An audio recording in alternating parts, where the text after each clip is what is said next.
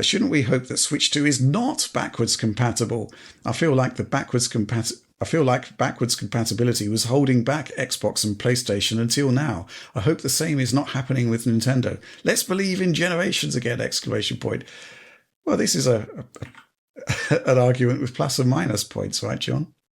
I guess like it feels like as long as you're sticking within similar hardware architecture, there's almost no reason not to do it these days. I think maybe the point Stefan is raising is that, hey, maybe we shouldn't be doing that. Maybe we should be being a bit more radical.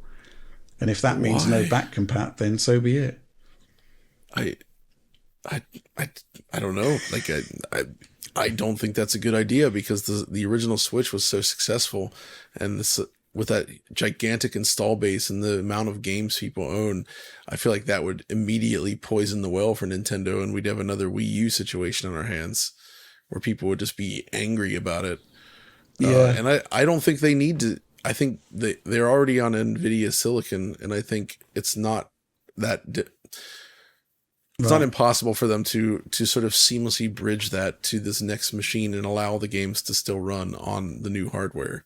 Mm-hmm. If they'd switched from AMD to NVIDIA or something like that, or maybe it's less likely we'd see it. But I don't think it's a good idea to cut that. And many of the most successful consoles of all time also have backwards compatibility, like the DS and the PlayStation 2. Mm-hmm. Right. Yeah. I'd say that the and the Wii. The Wii? Shit. I'd say that Switch 2, based on the specifications that we have available, is kind of like a proper generational leap. You've got ray tracing and DLSS, and so the concept of backwards compatibility is just kind of, just part of the fact that it's based on similar architectures and is overall a good thing. I don't know what you think, Alex.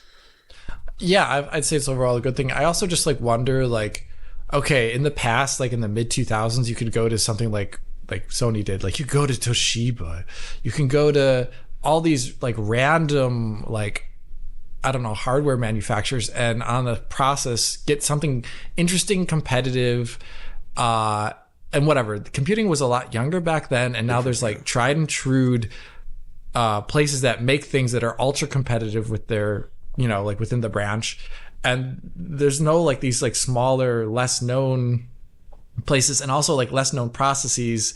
There's been tons of standardization about how things should best be done, and I don't think there's the ability to go out there and make some totally random design just for a small computing device like this that is only for it.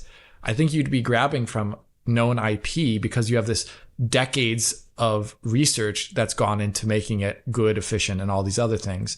I just don't think it exists in that capacity anymore. Yeah.